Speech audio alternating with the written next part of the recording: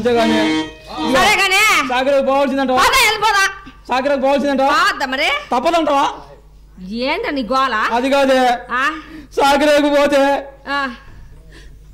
మళ్ళా నువ్వు నిన్ను చూసుకుంటావా చూసుకోలేవా ఏమైందంట అక్కడ పెద్ద పూలు వస్తుందేమోనే ఓ నిజం మడిపోను ఏడంత పులుని చంపలేక ఏడుతూ అబ్బో నువ్వు వచ్చిన పెద్ద ఈర వారాల కుమ్ముతుంట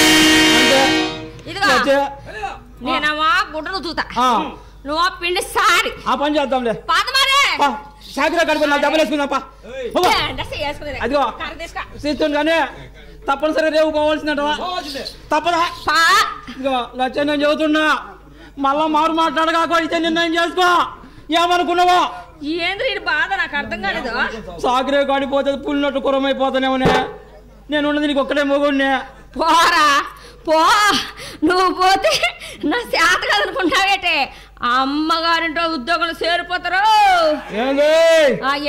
బాగా ముదిరిపోయింది ముదిరిపోయింది నీకేమి లేదే నేను పోతే నా అంటాడు 10 మంది అంటావు జంగి ముఖం అంటే సరే నాకేట్రా అమ్మరాయే ఇంకా లాస్ట్ సారి కడస పులుచుకున్నారా ఇదిగో ఇంకా పోవాల్సిందంట సాగిరేవుకు తప్పదంటవా అంతేనంటవా అంతే అయితే నేను సాగిరేవు కారు పోవాలంటే నాకు ఇచ్చేయి ఏందది నా దగ్గరే ఉందా ఏమి లేదా నా వద్ద ఏమి లేదు నిజంగా ఏమీ లేదా ఇదిగో పద్దాక శత్రు కాదు నాతో చెప్తున్నా నా వద్ద ఏమీ లేదు ఏమీ లేదా ఏమీ లేదు నువ్వు పెద్ద గాల్తం లాగా సాగుని అక్క ఓరే రాయుడు కొట్టిన ఇట్లా కొట్టాలా ఇట్లే కొట్టాలా చేసుకో దళమవు పయ్యదలో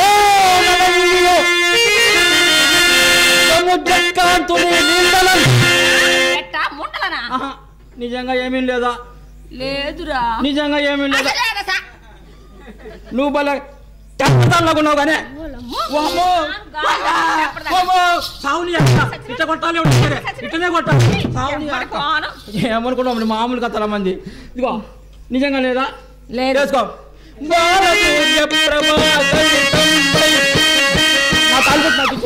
నా తాలిబొట్టు నాకు ఇచ్చేయి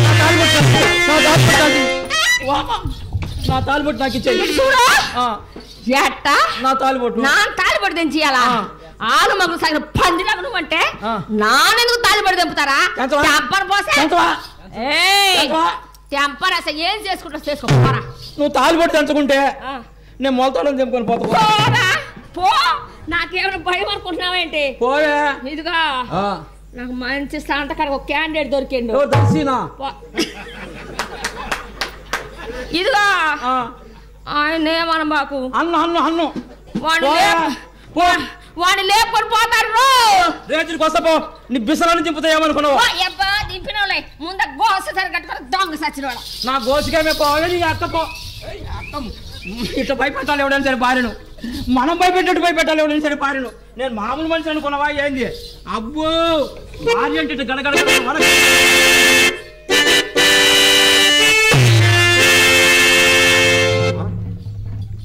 ఇక్కడ ఏమిటో ప్రకటన రాసి ఉన్నది. ఎట్లా?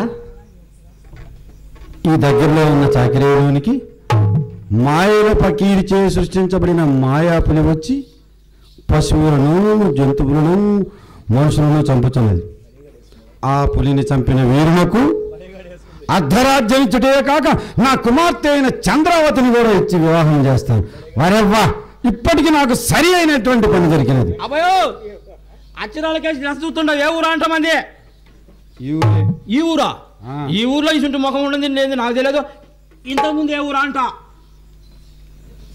కట్ట కింద. కట్ట ఎక్కడ అంట? తిప్ప దగ్గర. ఆ తిప్ప ఎక్కడ అంట? చెరులోపల్లి. చెరులోపల్లి. మరి ఆ చెరువు ఎక్కడ అంట? మా ఊరు ఎక్కడైతే నీకెందుకు? అడుగుదామని మాట సామెతిగా, మనిషికి మనిషి తోడు కదా. ఆహా, తెలుసుకుందామండి. తెలుసుకుందామా? అబ్బో, ఇంటి దగ్గర కత్తి కూడా ఆయన పొడుతున్నా పొడిచే తట్టే ఉండే. తెలుసుకుందామని తోరా. తెలుసుకున్నావుగా. మరే ఆ అక్షరాల కేసు లెస్స చూస్తుండవు కదా, ఆ అక్షరాల్లో రాసింది ఏందా అంటే చెప్పు. ఇక్కడ మాయల పకీర్చే సృష్టించబడిన పులి వస్తున్నది. దాన్ని సంహరించినోడికి అర్ధరాజ్యం ఇచ్చటే కాక తన కుమార్తె అయిన చంద్రావతిని కూడా ఇచ్చి వివాహం చేస్తానని పులిరాజు గారు ప్రకటన చేశారు. అది పిల్లి కాదు, పెద్ద పులి. మా రాజు 99 పుల్లు చంపినోడు. అసలు రాజుగా చేత కాక ఆ ప్రకటన చేయించిండు. నువ్వేమిట్రా స్వామి? నువ్వు చూడకపోతే పశబ్బాయి లాగుండవు, బాగా ఎర్ర పొగలు ఉన్నాయి. ఇదిగో ఈ ఊరు తూర్పిటే, దండం పెట్టి వెళ్ళిపో. ఇవన్నీ నీకే.